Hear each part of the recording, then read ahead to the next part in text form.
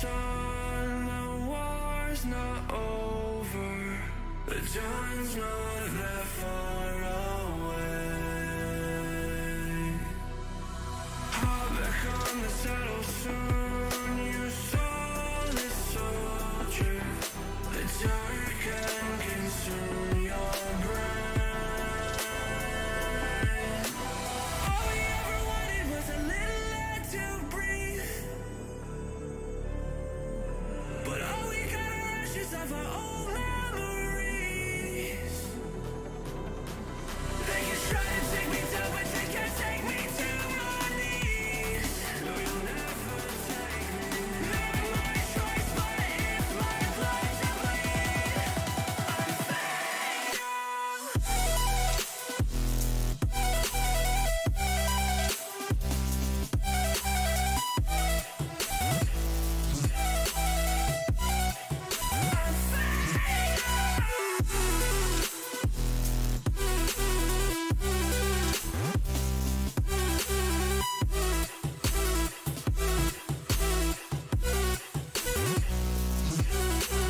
Heed the words I say to you before I will fade away.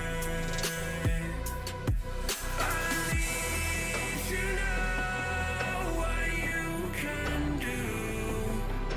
Show them the only way. All we ever wanted was a little air to breathe, but all we got are ashes of our old memories. They can try to take me down, but they can't take me to my knees. No, you'll never take me. Not my choice, but it's my blood to bleed. I'm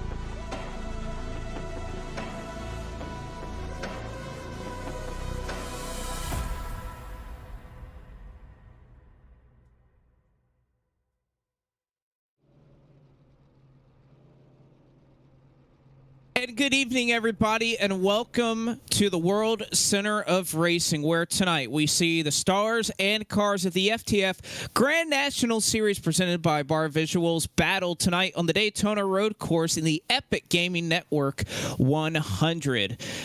Hello, everyone. My name is Blake McCandless. I'll be joined alongside Justin Prince and, as always, Zach Johnson down in the virtual production trailer. And Justin, venturing off the schedule that we've been seeing in NASCAR the last couple of weeks as we venture down to South Florida, go to the Daytona Beach, and, of course, head to the Daytona Road Course, something that is always customary in this series to change things up and get a little off base for the schedule and go out and run some different types of racetracks. Absolutely, and it's a standing start too, which means these drivers are going to have the difficulty of trying to make sure they get a good launch here. This is the type of race where a lot can happen.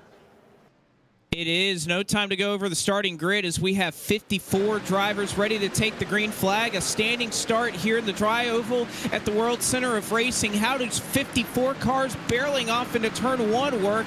As we'll take a look on and see exactly what's happening in turn one. One driver goes off. It's Alex Kolonix. They're two, they're three wide all over the place, and it seems as though we've gotten through relatively clean as they're trying to get up and through the carousel up to the International Horseshoe. Just a bunch of cars everywhere, Justin. It's really something to behold.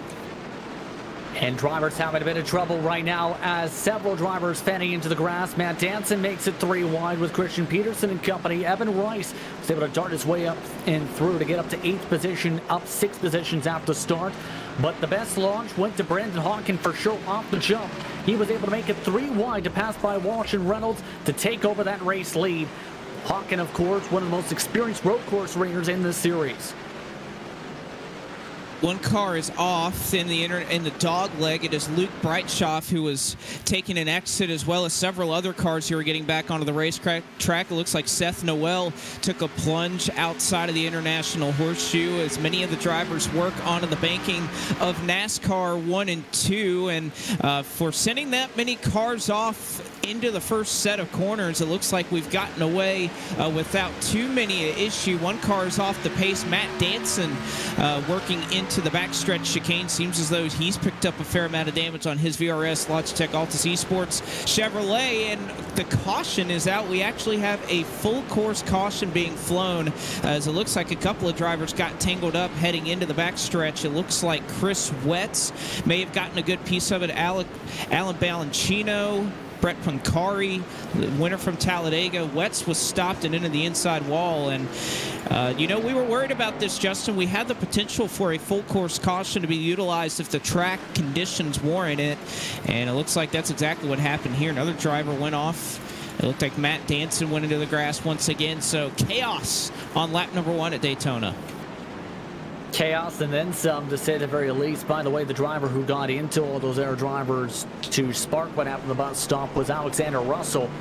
Welcome to FTF competition, ESC driver, as he's now lost his front clip for Grand National Series competition. But this was going to be one of the most intriguing races of the season because of the difficulty of this road course. It's been seen in the real world, it's been seen in the virtual world as well, where it's very slick. It's a track that you slip and slide around. It's where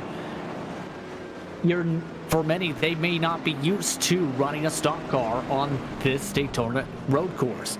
So it takes a lot of an adjustment period to be able to learn these cars. And keep in mind that some of the drivers are coming over from FTF1, where there were some drivers talking about where they had to adjust their braking points and settings and whatnot after running that race last night, where it was much more of a different experience. That was the case in FTF1 just a night ago, but caution flag out on lap number 1. And, partially, Justin, I don't think that this is something that is too far out of bounds. You throw 58 cars that took the drop of the green flag, and that's one of the nice things about running this road course is you can run a lot of cars. You have multiple drivers that can take different pit stalls in the sim. So rather than being able to send a lot of drivers home, we have the pleasure of being able to bring a lot of them out to the racetrack. But the problem with that is there is a lot of traffic. If you're starting back behind 50th, I don't know how you can necessarily say that you can get through the field cleanly, but just because there's cars everywhere. And if you're the leaders of this, one thing that we're doing tonight in Daytona that isn't necessarily matching up exactly what we would do with real life is the implementation of the bus stop on the front straightaway, the chicane that comes out of NASCAR Turn 4. We are not running that configuration tonight. So after you exit the bus stop on the back straightaway, you run all the way around through NASCAR's Turn 3 and 4 into the tri-oval and get off into Turn 1. So a little bit different here that you'll be able to carry all that speed. What I think that means, Justin, is getting into Turn 1, you are going to be booking it, and your braking points are going to have to adjust as a result. Yeah, and keep in mind that the reason that was implemented for in the real world was drivers were running in the real world testing on, say, iRacing 195 to 100 miles an hour into Turn 1 into the infield. So that was added for real world safety reasons, but with it being the virtual world, it allows you the opportunity to be able to race your way forward in that. And it's going to be tough for, I think, these drivers to handle some of those speeds because you really have to back up your corners to be able to launch your way into the infield in the first place. With the chicane, you really have to back it up and then some to make sure you don't wheel hop into the tire barrier or slide off the racetrack as a result into the infield. I know we got started off quickly there. A couple of drivers who started at the front of the field who are already at the back. Adam Sweet started up in 5th. He runs in 41st, having to come down and fix some damage. And, of course, Matt Danson as well went off of the racetrack. He's currently scored in the 55th position, as well as Will Norton started in 4th and right now scored in 56th. So about 5 or 6 drivers that are really having to come to the service of their teams early on in this race. And mind you, we do have a scheduled lap 10 competition caution that will be thrown, or is scheduled to be thrown a little bit later on. Don't think that this would interfere with that being thrown, but of course if it does, we will bring that information as it becomes available to us. And another thing that is taking place tonight, Justin Prince, is the FTF Grand National Series presented by Bar Visuals May Madness, a little bit of a fun knockout tournament.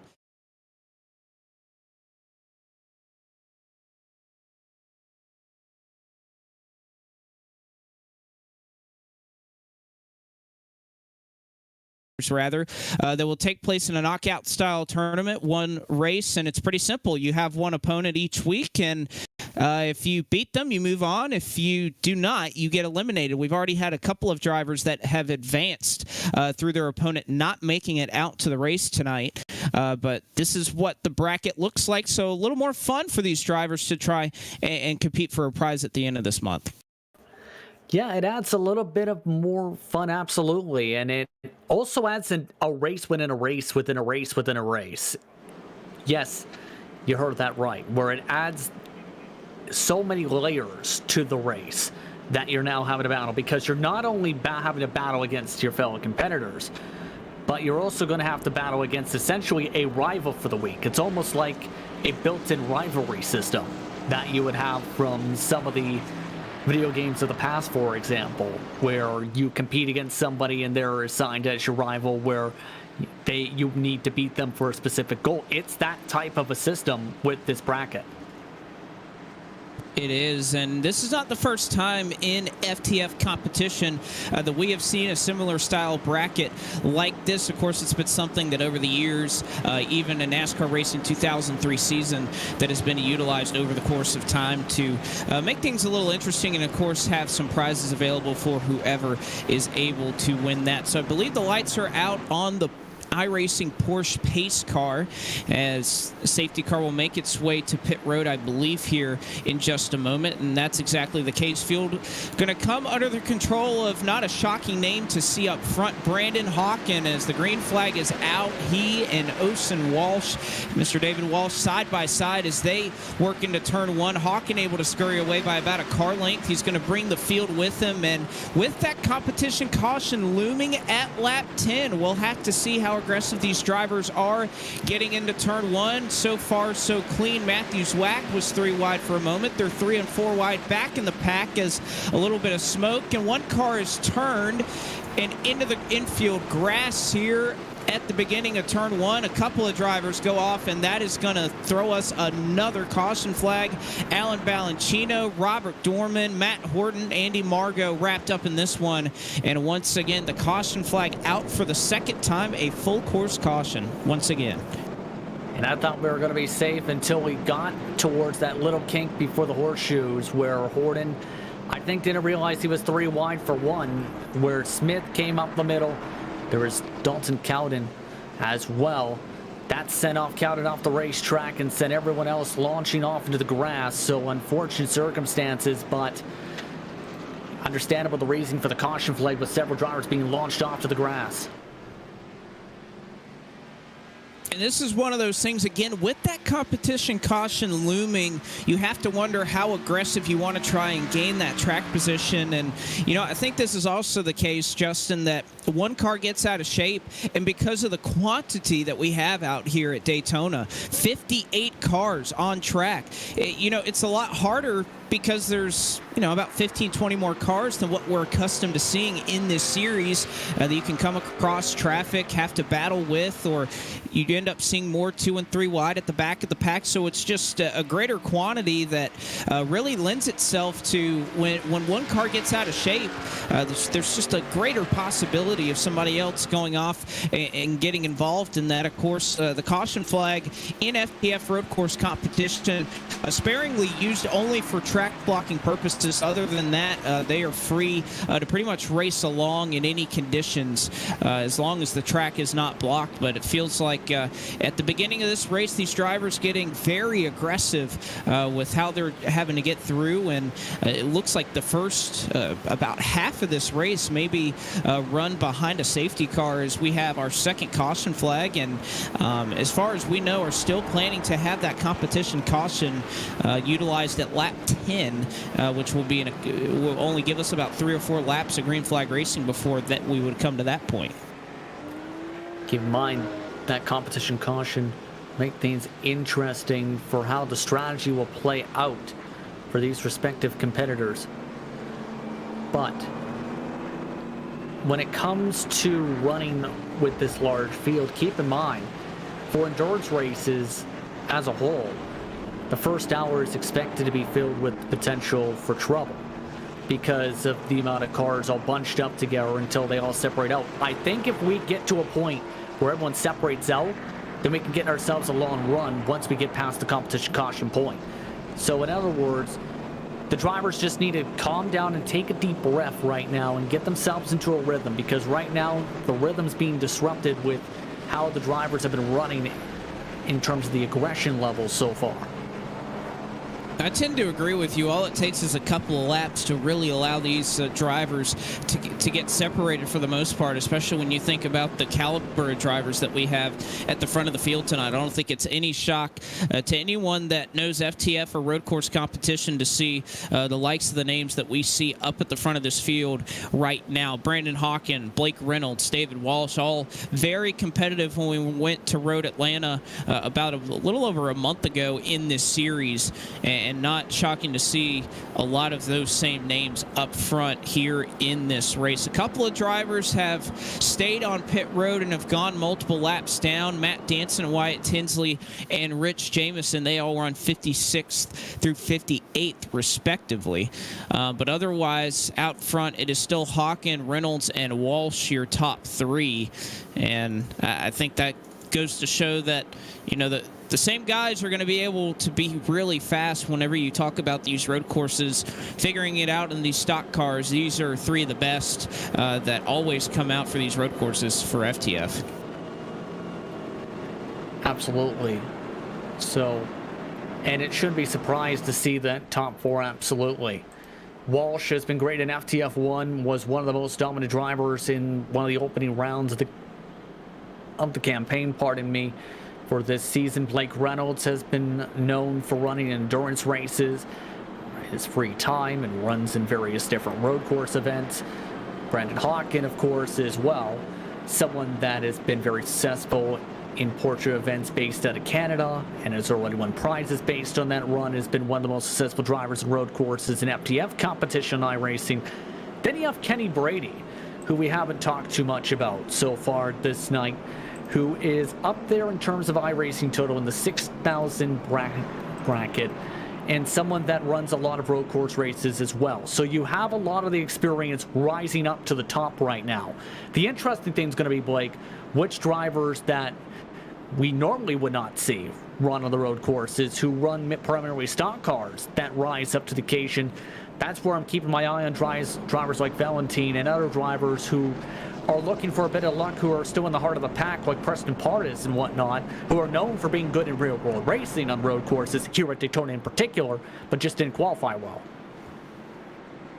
Yeah, those are guys that we'll certainly have to watch, and I'm sure they are hoping that we eventually sort this thing out and get a lot of green flag laps in. They believe that they have the pace to work their way through the field, go out front, and hopefully get a little bit of help along the way, depending on how these drivers really race each other out here. So at the moment, we're still planning on getting that competition caution completed at lap number 10. So it looks like, I believe the lights are out on that safety car. So we will get restarted on lap 7.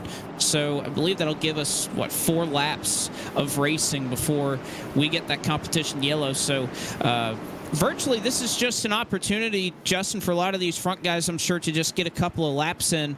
But if we're able to get any further than that in the back of the field, this is a very quick opportunity for drivers to gain that track position and, make up as many spots as possible before we really get into the last, 16 or so laps in this race that'll really start to make the difference in who potentially we see in our victory lane tonight. Keep in mind that as we talk about a lot with FTF1, you never know what's going to happen. And keep in mind, Brandon Hawken was leading in that race and spun on the last lap and the final corner. So it's that moment where you never know what's going to happen, yes, especially when it comes to these corners here at Daytona's road course. But the point being, you need to get yourself in a position to get into a rhythm, and the drivers, believe, can make it on gas if they get themselves to that window. It's just a matter of how the tires fare out for those respective competitors, because the fall off here is immense. These drivers will likely experience 3 seconds plus a fall off in the span of a run. Yeah, anybody that knows iRacing, stock cars, and road courses knows that it is all about keeping that rear grip and trying to at least hold that fall off as far off as possible. Some of it is inevitable, but keeping that rear grip is crucial. However, in these Xfinity cars, you don't necessarily have the same problem getting the pedal to the floor as you do perhaps in the Truck Series or even in the NASCAR Cup Series machine. So pace car is going to pull off once again, 2 wide throughout the field. Brandon Hawken and Blake Reynolds going to lead them to green as we will complete the next 4 laps before we get to the competition caution. Brandon Hawken leads them into turn 1. They're single file through the front 2. Walsh locks it up at the front, gets into the back of Blake Reynolds. They save it, but the other drivers back in the field not so lucky. One is off wide in Jake Poulin. Several leaving the pits at this moment as well. And it looks like we're able to get through scot-free. Mike McConville, though, is stuck in the pit road barrier. He's going to have to take a tow back to pit road. So not a great restart for him as they work through the dog leg right now. It seems as though everybody else is starting to get away just a little bit. Crazy start, to say the very least, especially from Mike McConville, who is the driver who started that calamity into turn 1, trying to send it 3 wide with a bunch of wheel hop. But now the real battle begins up towards the front with drivers like Reynolds trying to get themselves clean rhythm. Walsh got a good launch as well. Seeming like Hawken, though, nice and comfortable so far at the very tip of the field. Alex Kalonix, meanwhile, has been able to jump his way up to 6th position, check that 5th position after his launch. One car went off getting onto the main course. That was Jordan Worth, who was running in the 32nd position. So he took a spin as he dipped his right rear tire into the grass, but he gets through the rest of it unscathed. As we continue to move forward here, I'm not really eyeing too many other drivers that have had a lot of issues here, but we get into the backstretch chicane. One driver has spun and into the tire barrier. It is Seth Noel once again. It has not been a good going the last couple of weeks. He filled in for Ryan Doucette a week ago, and that has not gone his way. We still stay green up at the front. Hawken able to complete the lap, in control of the lead, but Blake Reynolds going to take a gander. He's going to try to go for the lead in turn 1 as they nearly make contact. He's seen the opening, but the thing is, he's not going to have the preferred line for the next corner if he can't get clear. Hawkins squeezed all the way to the grass as he sends it back into the brakes. Hawken trying to hang on here. He has the preferred line into the corner. Let's see if he holds it out. They're going to go side by side through the dogleg here. You'd have to imagine advantage to Reynolds. Can Hawken hang on? No, he's going to have to lift, give that spot to Reynolds, but into the International Horseshoe. Let's see if Hawken has a crossover on his mind. Going wide, entering low. It looks like Reynolds is going to be able to hang on. So 3 laps to go before the competition caution, and Hawken challenge for the race lead for the first time tonight. Blake Reynolds now your race leader. It's a matter, though, of how far can Reynolds get ahead of the rest of the field here with how this race has played out so far. Walsh is also staying within this grouping as well. These 3 have been able to break away by about 8/10. Also bring Kenny Brady rather with them. So great launches from all of them throughout the first lap, and great consistency shown when they've gone green flag laps. But it seems as though Hawken just seems to be playing a little bit more conservative right now. Reynolds trying to be a bit more aggressive to try and grow this gap before the comp yellow. Hawken, at least for the moment, appears to be just kind of riding things out. And again, you can afford to do this. I think it's a little bit easier, Justin, with the fact that we don't have that chicane out of turn 4. I think being a little more patient is easier on this configuration because all the way around the oval, you have that draft that you get to worry about and have it kind of bring you back in. So not having that chicane, I think it allows you to play a little bit more and be a little bit more open to that conservative strategy. It does, and it really impacts where you can make the passing zones work, as well as how you want to try to attack this race as a whole, in terms of the rhythm, in terms of where you can make the moves, in terms of where the momentum is. And that, in turn, is where you've seen Reynolds get enough momentum to make that initial move. So we'll have to see how this plays out. There is lap traffic now ahead. That is Mike McConville moving out of the way here as Hawken locks it up. Yeah, McConville went off and was into the tire barrier into turn 1, so he took a tow back to pit road. It's roughly about 52 or so drivers that are still on. Big accident here in the International Horseshoe. It looks like Nathan Rubito, as well as I saw one other driver there who was involved in that one. It may have been Omar Diallo. And yeah, Diallo got tagged from behind heading through the International Horseshoe. He's still trying to get back on track. No caution thrown, and the competition yellow again will come as the leader takes it into the tri-oval on lap number 10. So about 2 to go until we get that. But it looks like for about the top 20 or so spots, relatively spread out here. But again, it's back there for around 30th, 40th position that we see just stacks of cars racing each other. Yeah, it's like a whole snake of cars all grouped together. But the front of the field has been able to spread apart pretty efficiently. Top 10 are already separated out by 7+ seconds with how they've been able to get through this road course so far, and they do have the lap traffic up McConville to deal with. That's going to break them up a little bit more. So overall, things getting to a nice and clean rhythm. A bit of a side-by-side battle starting to form up for 6th position. They go by side, it is Rudy Valentine who is going to be able to make his way by Christian Peterson, the 99 machine. Now Peterson going to try to go to the inside here as they work through the infield part of this road course and actually get the edge to Peterson as he ends up getting the spot back. So Valentine perhaps taking things a little bit easy through the corner. Big stack up here behind Ryan Naraki and Jacob Fisher around the 12th, 13th spot. Fisher is off as they work into the dog leg. Naraki going to go for the pass at an interesting spot of the racetrack, so they go side by side into a very difficult section and then come to the International Horseshoe. Absolutely. Good pass from CP there. CP known more for a short track ability more than his road course racing ability.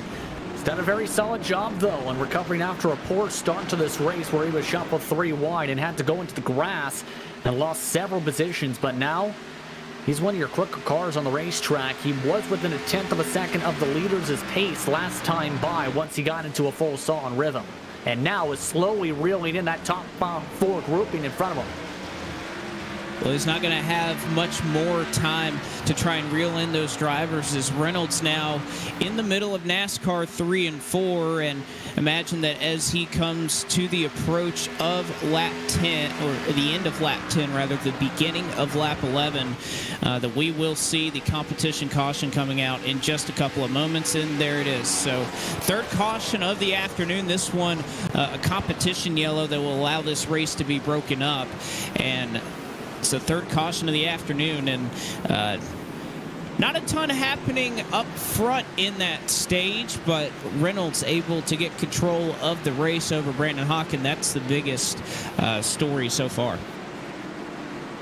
Yeah, especially with that send. Hawken opened up the door. Reynolds was able to jump on through it, and sometimes it's just that simple, right? You leave an opportunity for someone to dive on in, they're going to likely take it, especially knowing the circumstances. But now it gets interesting on how things play out over the course of a full run for a lot of these drivers. And with that, we'll work under the caution for the third time this evening in the Epic Gaming Network 100. And while we catch the pace car and get ready for pit stops, I would assume underneath this caution flag, you won't miss a minute of it as Blake Reynolds tries to chase down this safety car as we go side by side here on STN. We've been waiting for this moment. Generations of innovation all coming together in one place. A pedigree of more than 70 years of NASCAR Cup Series history. From the past to the present. From Petty to Earnhardt to Elliott. Today, there's no more waiting. The future of NASCAR is now. Drive the next-gen cars today on iRacing and step into the next generation of racing.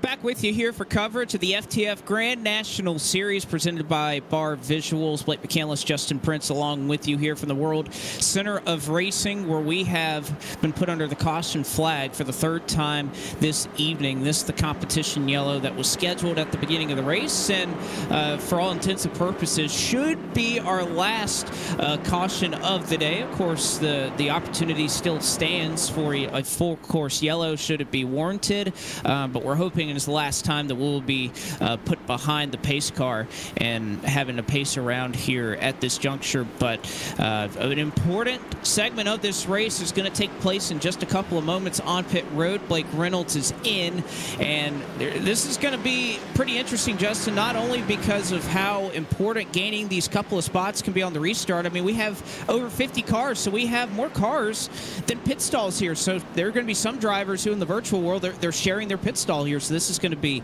pretty interesting as they work into the service of their careers. And I believe a couple drivers may have missed their pit boxes too. Jacob Fisher missed his stall, so he's going back onto the racetrack. And Will Norton had pit under one of the last caution flags, so he's now rolling the dice here in terms of strategy. But overall, it looks like for the most part, many drivers were able to execute properly into the pit boxes. And for some of the drivers who have more of the pit boxes towards the end of pit lane, a lot of their fellow drivers they're sharing the boxes with that already rolled out.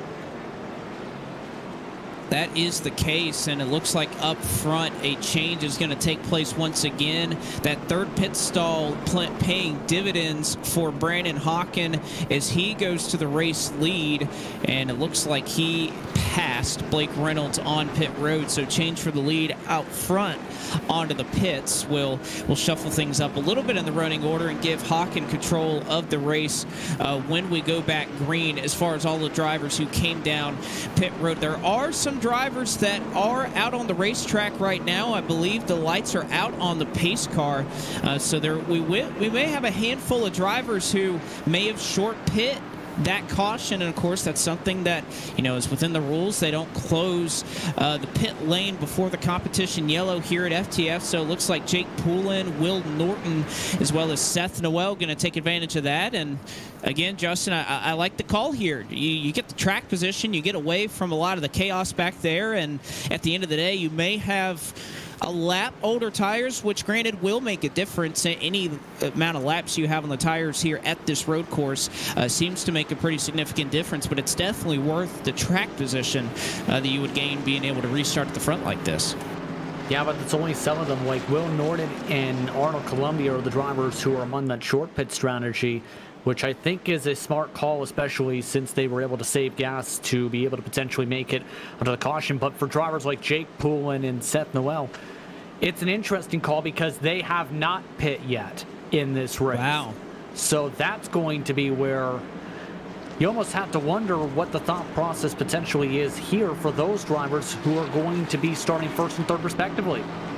Well, you're going to be on very old tires. I'm not even quite sure if you can make it to the end on fuel in this situation. So really a head scratcher here. But again, that's why I'm up here in the booth and not out on the racetrack right now. So it looks like we're going to form up double file. We'll get going green this time by. We'll get the green flag on lap number 13 of 28. So 16 to go when we cross the stripe. The field will be under the control of iRacing employee Jake Poulin, who always seems to have some nice little junior motorsports machines out there. We'll get talking about some of that in just a little bit when we get back going underway. Is the pace car going to pull to the safety of pit road? It is Jake Poulin, and to his outside Will Norton with a little bit of damage. Noel was involved in an accident earlier. You can see not a great launch for the 77 as we are back under the green flag, and we're just hoping to get through turn one. That's what everybody wants, but 50 cars barreling off into this corner. Poulin locks it up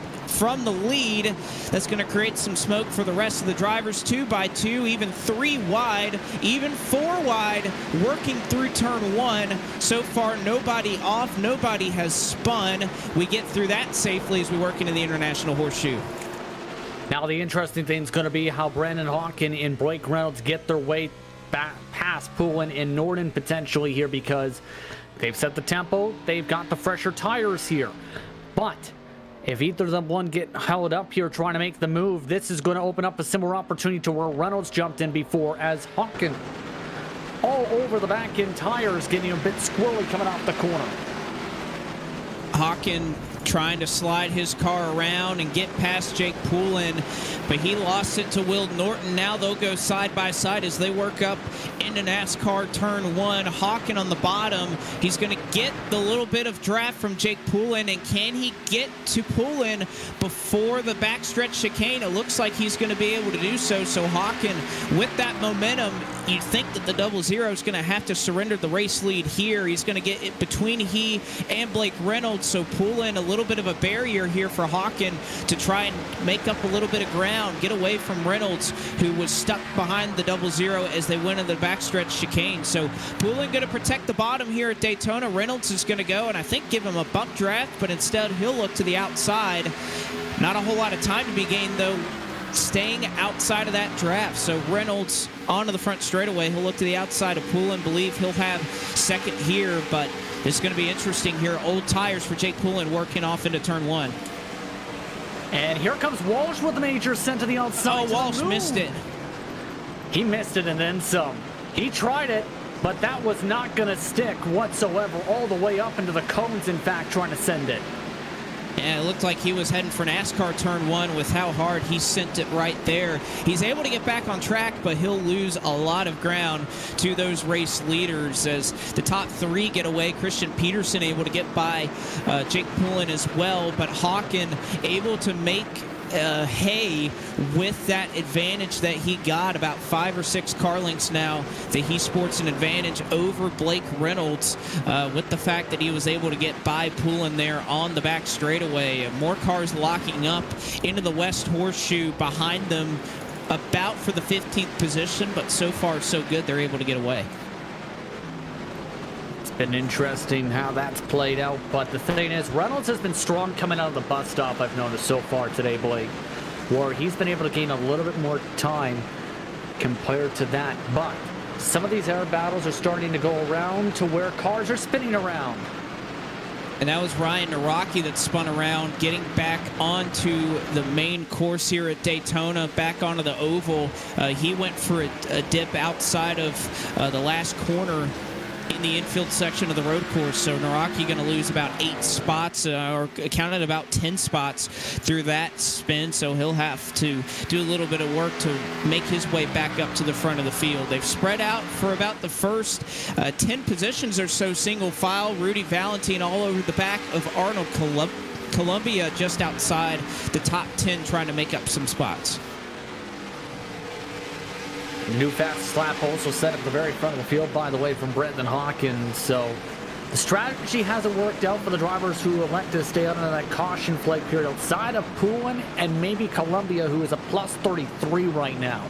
Everybody else, they've already been shuffled to the very back of the field, or they're already off the racetrack. So in other words, things have not played out the way those drivers may have hoped it would, to say the very least, with how things are going in terms of the pace. Some of them running right now lap times as much as 4 seconds slower than your race leaders. As the case when you get back in traffic, different tire strategies coming into play. The spread here at Daytona is pretty large. And you'd have to imagine now that we've gotten a couple of laps under our belt, I think what you were talking about a little bit earlier, Justin, may start to come to fruition here, that as we get a couple of laps, we really start to see everybody spread out. We see the pace really start to come into play. I think it's safe to say that we're in a pretty good position right now to let this thing play itself out. I'm not sure. Of course, the potential for a caution is always there, but you'd have to think that now we've gotten a couple of laps under our belt. Everybody seems to be spread out. We hopefully won't get in another situation where we have a track blocking accident, but I mean, they are still close all the way around. I'm looking back here at the battle right behind Justin Lolo. I mean, there's still a pretty good pack of cars that are right on top of each other battling, even if they're not necessarily up front. Well, it looks like some of the drivers are going off the racetrack right now. Columbia's off the circuit in the bus stop. He's lost several positions from the top 10. That's going to be unfortunate for the 39 machine, and it's caused a massive, massive cluster of cars have to dart to the outside to try and get around him. Schwartz, Thomas Aaron, Ben Billard, who had to start from the very back of the field in this one from 55th position, all had to dart their way around to try and make their way around Columbia. And there were 2 spinners outside of the bus stop. It was Matt Horton and Jordan Worth caught in a very precarious position there off of the bus stop as they were both pinned to the outside wall with traffic behind them. So they pretty much had to wait for the rest of the field to go by. No damage for Jordan Worth, but that is yet another spin for the driver of the 92 Davies Doobies Toyota. So not been a very calm night for Jordan Worth as he goes off once again. He'll regroup all the way back in the 43rd position, which you'd think would typically be last spot, but in this race you're beating about 15 other cars. One other car off in the International Horseshoe. It is Ethan Murkey in the 11. He gets back onto the racetrack.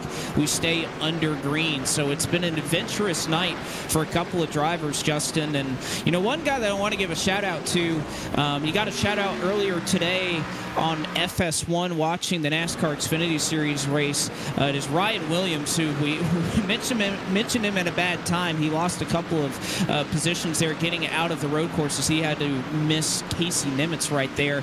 But Ryan Williams, the graphic designer for Junior Motorsports, obviously had, I think, what is without a doubt the best looking paint schemes out there in real life this weekend. You talk about all the different throwbacks that Junior Motorsports had going on.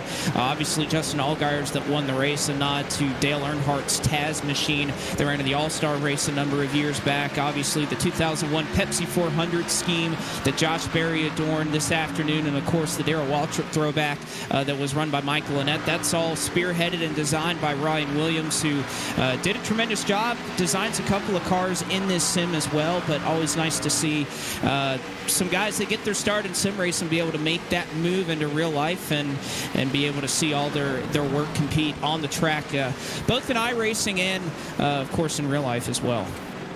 Absolutely, and getting into the details in terms of those paint schemes, they were very much some of the best of the entire weekend. Absolutely, in terms of their one-on-one counterparts, as Williams gets into a bit of contact with Quarter as he got a little bit squirrely coming out of the corner.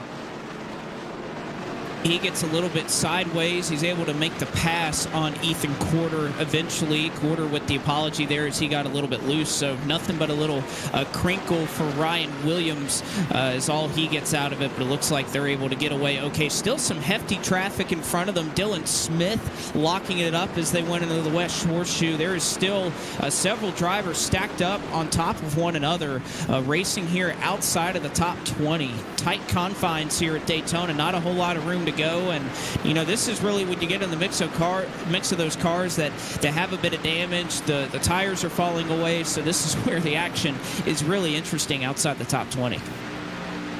Yeah, especially since while the pace isn't there for some of them, it's where you start to balance into those packs of skill levels almost, where you have the top run that are running under a minute and 50 seconds still. You've got the middle runs, like Kevin McAdams, Jake Poulin, and whatnot, currently battling and so forth. Plus, then you have essentially these packs that are starting to form up where you have them running in the 152s, 153s. So it's grouping up into that sort of a format for some of these drivers. And for others, it's just trying to stop some of the bleeding that they've been having throughout this race so far. But towards the race lead, Blake Reynolds wants it from Hopkins. Owen Hawken, a big slide there into the International Horseshoe, a defensive line there for Hawken, and now through the dog leg. This is going to be interesting. Reynolds not in a great position to make that pass work on the outside. Hawken gets off the racetrack. Reynolds is able to hang on there, but this is really heated up as they work into the West Horseshoe. The 89 able to get it slowed down, but things have really picked up here at the front of the field. Christian Peterson, of course, is about 2 seconds behind this battle. Reynolds nearly into the back of Brandon Hawken as they work onto the main section here at Daytona. And if they fight too hard, Peterson might get himself right in this conversation. He's been running at these drivers' pace throughout this race today. Some of the best road course racing I've seen from CP in his FTF career so far. But for Reynolds, it's the matter of waiting for the next opportunity. Thinking into turn one, you can't really send it too hard in the bus stop without risking side-by-side contact here. It looks like he's trying to wait for the build up the run with the draft. That's going to be his plan, as it looks like Hawken a little bit of a better exit out of the back stretch bus stop will get him a couple of car lengths before Blake Reynolds makes it back up with the help of that draft as they get upwards of 180 miles an hour off of turn 4 and into the tri-oval. They'll be going about 195 before a heavy braking zone here. Reynolds going to go to the outside and try to get a little bit of a run. He's going to outbrake Hawken into turn 1. A big send on the inside. Hawken able to close the door. And Reynolds just about hit the tire barrier trying to send it to the inside there. It's a line that I've seen Reynolds do very consistently, even better than Hawken in this race so far, is being able to glide his way just about in towards turn 1. He's been able to do it so smoothly without locking up the tires or cooking the tires, and that's where his main positive has now come throughout this race. Hawken, though, is a little bit better in the infield, and in turn it's made it much more difficult for Reynolds to try and set up the run. Still, though, you need to play very defensively here, especially knowing how good Reynolds has been under braking. Well, the one thing I've noticed is that Hawken has a little bit more of a kick out of the rear of that race car working through some of these corners. It looks like Reynolds able to avoid that or at least save his tires a little bit better.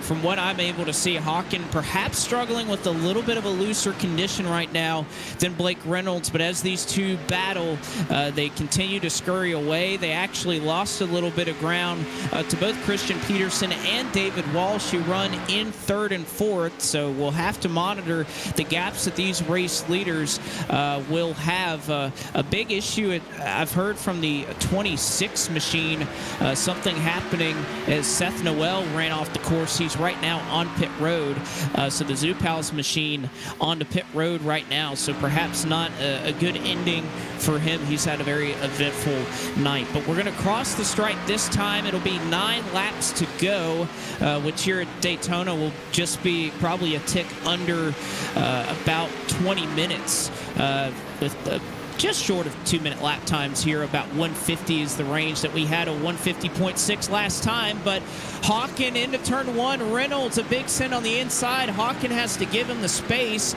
They're going to go side by side, and Hawken going to do all he can to hang on over Reynolds. Hawken going to enter low into the International Horseshoe. Reynolds going to try to get the crossover done.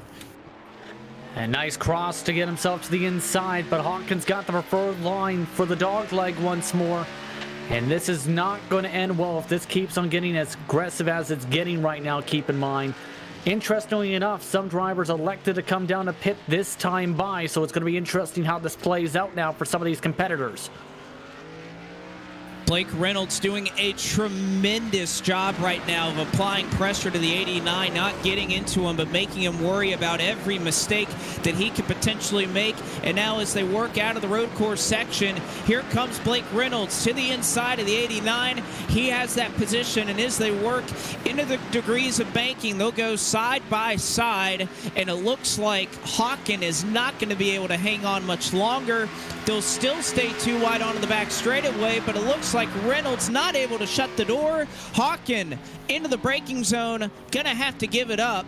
Another change for the race lead. Blake Reynolds to the front, and oh, by the way, Christian Peterson is now within a car length of those top two. He was the fastest car on the racetrack last time by. This has been one of the most enthralling road course battles of the season so far for these competitors. The thing is, though, can Hawken get back to him? That's going to be the tough part with how defensive he was getting before and how tough he was having to make it on Reynolds. It's the matter of, did he get the tires to where they're falling off a little bit more than Reynolds? That time, he thought about a narrow peak to the inside. He thought about it, but I think right now Reynolds is the fastest car on the racetrack. I don't know if there's much that Hawken can do. He can try to maintain, but catching him at this juncture, again, with how loose that 89 looks right now, is going to be a pretty tall task for the Canadian. As here comes Christian Peterson to the inside of Brandon Hawken, trying to get that position out of the International Horseshoe, not able to get it done. And as Peterson catches this top 3, fastest out of your top 4 that last time was David Walsh. So will we see a 4-car battle for the race lead start to build up? And can Blake Reynolds, now that he has that clean air out front, can he pull away from Brandon Hawken and Christian Peterson? It looks like he's able to make up a little bit of ground through the infield section. Well, the tough thing when it comes to Walsh is he is now more than 2 seconds behind, so it's going to be where he needs them to really start to fight and have a shot. But for CP, he really needs to get up on the wheel if he wants to get himself back to Reynolds, because this battle with Hawken lost himself about 7/10 or so, give or take, off the corner exit, and now he needs to close up about a full second to get back up to that 62, really deep on the brakes to try and close up that gap. He's been really smooth to the bus stop. That's where he's been picking up a lot of his time. Also, a little bit of a difference here in the bus stop in real life. They did make a little bit of adjustment to the backstretch chicane here at Daytona as they filled it in and made some adjustments there to make it a little bit easier for the Cup cars to run off. They have implemented that into iRacing as well. So a little bit more give through that section for these drivers to really push the issue through that portion of the road course. But into turn one, a little bit of a lockup from Blake Reynolds and a slide out of Christian Peterson. That's a big opportunity wasted as Peterson was just a tick slower than Reynolds, but perhaps with the clean air, I think he'd be able to at least match his pace. But definitely, Justin, looking all over these race leaders, the tires are screaming at these drivers right now. Keep in mind that Jake Poulin was able to stretch to 20 laps on gas, so these drivers are at a spot where I think they can make it. It's just a matter of, can they handle the tire fall off that has already reached more than 2 seconds. And right now, Christian Peterson may have burned up all the stuff trying to get up to these drivers with his rear tires now screaming on these corner entries into apex. It seems the car wants to bobble around and spin out on him. It's tough. I'm looking all over the racetrack. I'm seeing lack of rear grip. I'm seeing drivers lock up into turn one. I saw a big lockup from Sean Butler into turn one that last trip around. There are drivers really struggling. If they have not come down pit road and taken some new tires, there's a good chance that they are sliding all over this joint. We've been just about another one off. Here it is, Christian Peterson. Indeed, and right now, several drivers scattering about. Sean Butler is among the drivers who just had some off moments here, it looks like. Middle of the infield and just snaked up around. Want to give a shout out to someone that's been all over the racetrack and all over the ladder tonight. Preston Pardis has been having an up and down night, gotten as high as 16th here, Blake, as well. He also is now in 25th after having several off tracks down the back straightaway that's shuffling him around. His off tracks will get you, especially at a track that is this difficult to try and get around. So 6 laps to go now for Blake Reynolds. And, you know, a lot of these drivers struggling with rear grip, struggling with whatever in that race car. But I have to admit, looking at the 62, he seems to have avoided all of those issues. Now, granted, he is going to be catching lap traffic. We still have well over 50 drivers still out on the racetrack right now. So Reynolds going to start getting into lap traffic. He has Ben Billard. He has Jacob Fisher directly in front of him, so he's going to have to deal with that at some point. But right now, that's 62 heavy into the braking zone. I mean, he just looks so smooth right now. It's been like that all race, and I noticed that with how he handled turn one throughout this day. It's just the raw talent coming out from Blake Reynolds, and that should raise a few people's ears up a little bit in terms of how he's performed tonight. In terms of, keep in mind, the eNASCAR Coca-Cola iRacing Series, the next race for them is a road course. I'm curious to see how drivers like Reynolds now do at said road courses when he gets an opportunity to battle against the Mitchell DeYoungs and the Bobby Zelenskis once more, where Reynolds has shown good speed at that level, Blake, before. It's just a matter of needing some of the luck to go his way, and right now tonight, the luck and the speed have gone his way.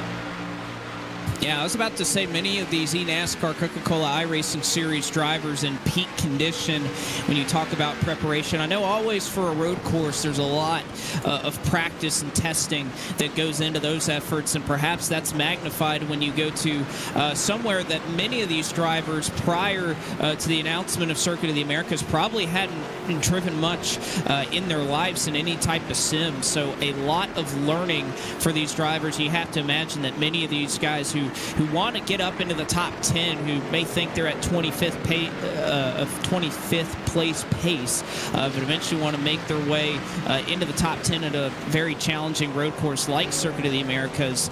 There's been a lot of practice, and Justin, particularly when you talk about that racetrack, I feel like this track translates very well, especially the infield section, because you talk about Circuit of the Americas, very flat, very technical in terms of the types to corners that they have there. So keeping your rear grip, doing all of that, that's a great testing marker for coming out to a track like Daytona, especially in the infield and trying to make up speed. So I think Reynolds in peak condition right now to try and handle those conditions. I think he's showcasing that right now.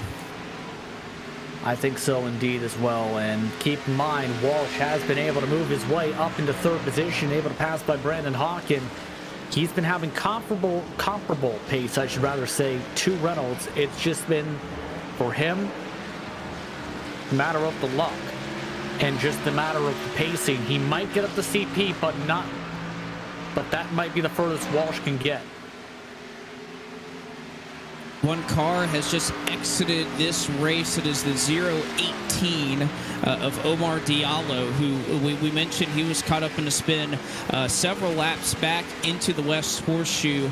He got spun, and it looks like he has gone off and was in a pretty competitive position here, was battling up front. Oh, a big lockup here into turn one. My goodness, somebody goes way off the racetrack here into turn one. It was directly behind Blake Reynolds. Everything, it looks like everybody's okay, but that is Ben Billard, who was not even close to making the corner. He also will leave and retire his race car. So I believe we're left with about 45 drivers who are still making laps around this racetrack right now, all trying to chase Blake Reynolds and not doing a great job of it. 4 to go. And again, nobody at this juncture looking quite as smooth as that 62 car. And CP is definitely falling off a cliff, as well as we talked about with the rear tires. So it's just a matter of hoping it stays green and keeping it running around the racetrack without any major issues. And Walsh definitely going to be applying a ton of pressure here to have one of his best runs so far this season in the Grand National Series. Definitely the case, as he's going to try and close in for second over Christian Peterson, who, like you mentioned, seemed to really push to get up and get that track position, but the last handful of laps has just continued to lose some of that rear grip. So the 37 may be able to strike and try to get on the second step of the podium before this one is all said and done. He'll have 3 laps to do it. When they get back to the stripe this time, they'll work through the banking in 3 and 4. You imagine that draft going to be in Walsh's favor, but it looks like Walsh able to make up quite a bit of time on this last trip around. So we'll see if he can set up something here with 2 laps to go next time by. We'll have to wait and see. He's within range is the most important part, but keep in mind, they reach a bunch of traffic, then it can be very difficult for things to play out. And there's a long strain of traffic coming up here for this battle in particular. Nate Stewart, Benjamin Fanning, Jacob Fisher, Andy Margot are all in front of the race leader. And those drivers at the 2 to go mark, I think, are going to become factors, if not near factors, for the final 2 laps, if not the white flag lap. So in other words, if you're Walsh, you need to get the pass done, I think, before you reach that traffic, so you don't lose a ton of time in an inopportune location once you get up towards them, as Margot locks it up and sends it to the grass and takes out one of the factors for the lap cars. Margot goes off the racetrack. I want to give a shout out to a couple of drivers that we may not have mentioned up to this point, but are having incredible runs in their own right. Andrew Schwartz obviously started all the way back in 33rd. Anytime you come to a road course at FTF, Andrew Schwartz is going to be a factor. He currently runs in the 6th position, so he has had a long trek up from the back of the field. Michael Frisch, no shocker there. He's started back in 36th. He's in 10th, challenging for 9th right now around the outside of Rudy Valentine. So a nice march there for the 58 car, as well as Dylan Smith started in 48th. Has found his way up into the top 15. He currently runs in the 13th position. So a fair amount of drivers who have had their work cut out for them, didn't have the track position to start this race, but have slowly but surely worked their way towards the front of the field as the night has progressed on. But through the tri-oval this time, just 2 more circuits around for Blake Reynolds, and pretty much the only obstacle in his way, a couple of lap cars that he'll have to safely navigate around. But otherwise, I don't think Reynolds in too much trouble right here. I don't think so either, as long as he keeps his nose clean and doesn't get involved in any trouble with these cars, or doesn't have anyone make any mistakes in front of him. I think it's his race to lose. It's just that type of a day for Blake Reynolds. But the battle for second, not close to over. Walsh gaining a ton of time because CP locked up the brakes and then some. Heading into the first horseshoe, off to the dark leg now, and this is where Walsh may have to try and start to make a bold move. He may have 1 or 2 shots to make this pass. One car goes off right in front of the race leaders, so Blake Reynolds able to navigate as somebody went off through the West Horseshoe. They're able to escape from that relatively cleanly, but Christian Peterson, as you mentioned, trying to hang on to second. One lap car locks up in front of them. It's Robert Dorman, but that opens it up for David Walsh trying to get second here onto the banking. Peterson going to go high, try to get out of that draft, but this really sets up a nice little battle here for second with 2 to go. Walsh currently in line for indeed his best finish of the season. His previous best was 4th spot. He needs to do this smart though, and it looks like he's going to try and build up a run out of the bus stop. But they're going to have to dodge Dorman, who cuts the dog leg and cuts through the bus stop and cuts through the cones. And Dorman, I think, made a mistake, and then he did his best to try and let these drivers settle it amongst themselves. Reynolds out of turn 4. He'll see the white flag in a couple of moments, but our eyes set on this battle for the second position. Walsh with the draft. This is going to be one of his best opportunities to try and make up some ground, is right here into turn 1. Does anybody make a mistake here on the final lap? This is not the time to make the mistakes, especially with the points definitely on the line now. One more car spun around and backs up out of the way. I believe that was Nate Stewart, but Walsh with a great run coming out of the corner.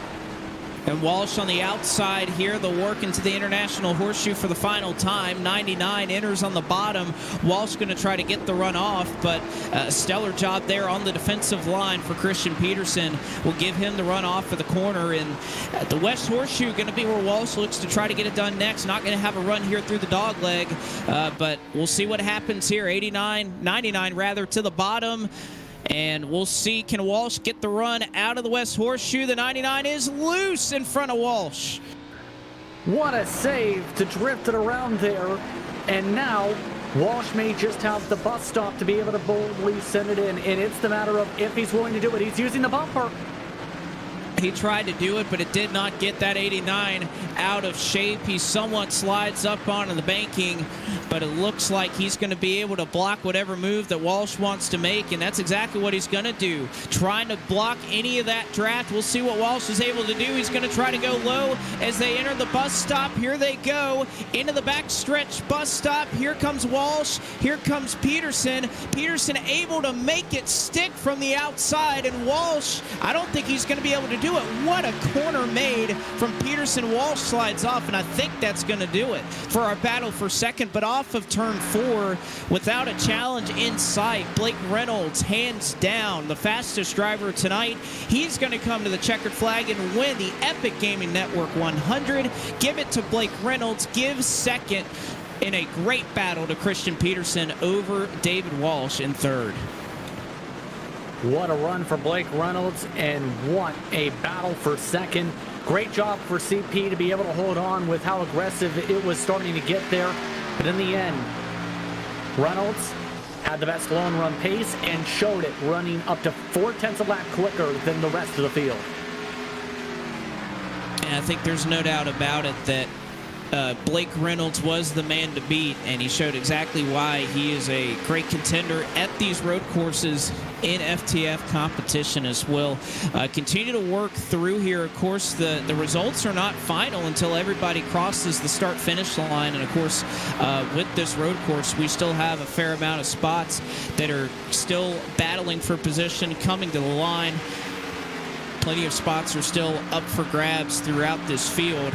But at least we can continue to watch these drivers as they work their way across the stripe. Looks like Sean Butler going to make his way up, and looks like he's going to finish 26th behind Brett Pancari, Ryan Williams, a couple of drivers who are going to make their way across the stripes Yes, the last battle for position right here is Justin Malillo. Right now, he's in 37th, chasing down Kyle Short there for 36, but looks like he's not going to be able to get it done. Alan Balancino in 38th, still trying to make his way by. And I think Matt Horton will be the last driver on the lead lap who will come across the stripe. But looks like that battle for 37th, give that, or 36th rather, give that to Kyle Short, as we're going to take a look at the full field results as they have completed their laps here. Blake Reynolds is your winner of the Epic Gaming Network 100. Christian Peterson, a valiant effort from him, able to defend his territory there in second. David Walsh in third. Brandon Hawken finishes in the fourth position. Kenny Brady, didn't mention his name a lot, but he had a very solid effort finishing in fifth. Andrew Schwartz brings it home in sixth. Jonathan Oates, seventh. Patrick Fogle, eighth. Michael Frisch started in 36th. He finished in the ninth spot. Rudy Valentine rounds out the top 10, Justin. 11th went to Kevin McAdams, with Dylan Smith going from 48th to 12th. Evan Rice, 13th position, is where he finishes, with Keith Sherman in 14th. Matthew Swack will finish in 15th, with Lucas Bledsoe in 16th. Kolonix finishes in 17th position. Cosmin Ineshu finishes 18th. Preston Pardis was all over the map and all over the running order today. From 41st to 19th is where he finishes, with Gary Waterworth from 25th to 20th. It'll be Jake Poulin who stayed out at our competition caution. He ends up bringing it home in 21st, 22nd to Thomas Aaron. Ethan Quarter finished in 23rd. Ryan Williams was 24th, 25th to Brett Pancari. Sean Butler was 26th. Adam Sweet, 27th. Dalton Cowden was 28th. Ryan Naraki, 29th. And after a late spin, Worth fell back outside the top 40. He managed to finish in 30th tonight. 31st spot goes to Arnold Columbia after being as high as the top 5, with Ryan Pandisio in 32nd, Tristan Hagenstein 33rd, Kason Nemitz, along with Nathan Rabideau in 34th, 35th, respectively. Kyle Short 36th, Justin Malillo 37th, Balancino 38th position, 39th. The last car in the lead lap was Matt Horton, and Jacob Fisher, after being involved in an earlier incident and missing the pit lane at one point, finishes in 40th. 41st was Nate Stewart. 42nd, Benjamin Fanning. Mike McConville finished in 43rd. Seth Noel, 44th. Ethan Murkey finished in 45th. Andy Margot, 2 laps down, in 46th. Omar Diallo, late in the going, he stepped out and retired. He finishes in 47th. Ben Billard in 48th. Tyler Lennon was 49th. And Jeremy Clapper rounded out the top 50. 51st tonight went to Rich Jamison without a front clip, 12 laps down. Luke Blanchamp finished 52nd. Matt Danson, Will Norton, Robert Dorman, Chris Wetz, Wyatt Tinsley, and Alexander Russell round out the 58 car field. A lot of drivers made their way out to FTF, but the best of them all, out of all 58 that took the green flag, no doubt about it, Blake Reynolds, your winner tonight at Daytona. And Blake, you made it look easy out there. Well, it surely wasn't. I didn't get on the pole just by, I think, a couple thousandths. I was off, but I had to pass Brandon Hawken and Dave Walsh to get there, and those two put up quite the fight. They certainly did. I know that battle with Hawken was a nice little bout that lasted a couple of laps. But I know one thing we talked about, and I'm sure it's part of your preparation, not necessarily for this race, but I'm sure it worked with Circuit of the Americas on the horizon. I'm sure probably more than any time of the year, you're probably working on your road course craft right now more than anything. And do you think that helped you a little bit tonight? Yeah, I actually do think so. I was talking to my guys about that today. I said, "Oh, FTF's at Daytona road course." I was testing for COTA, and everyone was like, "That's not going to help you. Daytona's way different." I was like, "I don't know." Well, I must be really in tune with my brake pedal, because I seem to be really good on these brakes tonight, and the tires were really good also.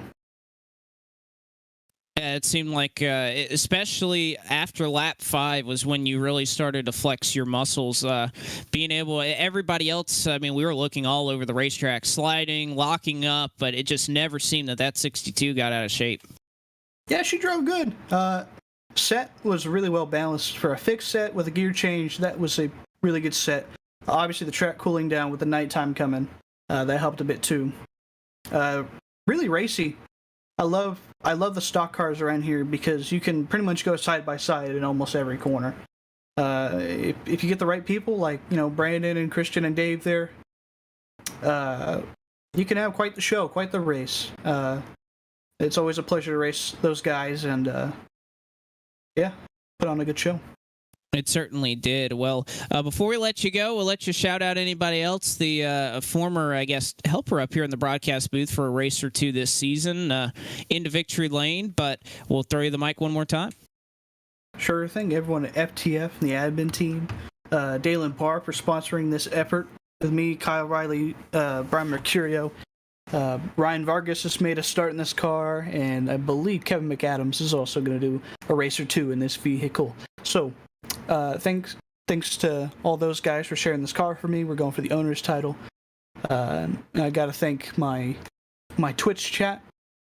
One of my better streams here in the last couple weeks, twitch.tv/BlakeReynolds66. You can follow me there. And that's about it, Blake. And you guys, actually, too. Zach Johnson always does great broadcast work. Justin is in every broadcast I ever listen to. A very familiar voice.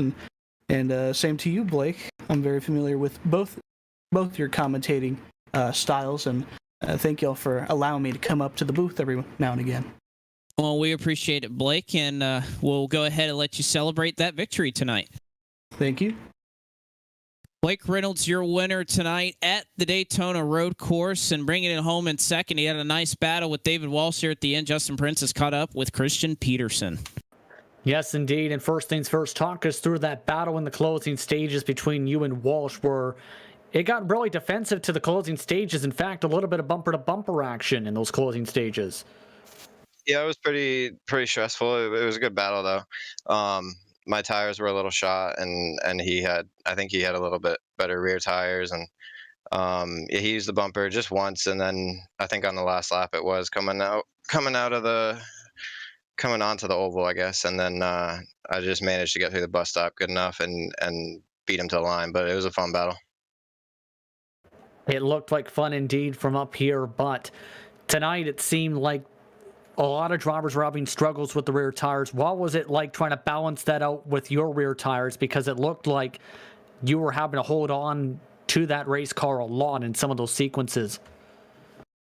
Yeah, it wasn't too bad really until I got by who was it, Brandon, and then a few laps later I was just kind of all over the place, but we managed. It was just kind of bad in the slow corners, the hairpins, and getting onto the oval, but we seemed to manage. I started going to second gear coming onto the oval, and that seemed to help.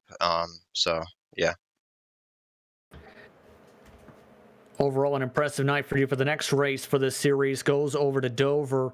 Your thoughts on what drivers will expect there for Dover International Speedway, 100 laps on the docket? I think Braden will be in the car next week in the 99. So yeah, look out for him, and I know he likes that track, so I think he should perform well. Who do you want to thank for your run tonight? Just got to thank everybody at Logitech, Altus Esports, Astro Gaming, Cube Controls, iLiveries, Own TV, Race Tech, VRS, and Sandblock Media. Couldn't do without those guys. Congratulations on the run tonight, CP. Thank you. Christian Peterson coming home in second, started in seventh. Peterson finishes in second and coming up just short. He was your pole sitter tonight, David Walsh. A very solid effort from you tonight. Started on pole and almost had it there at the end. You and Christian had a pretty good bout there on the last lap. Yeah, I was hoping I would win. I still need to win in the series. I was fairly confident I could do it after qualifying. And then Brandon pulled that start. I don't really know how, but he did it.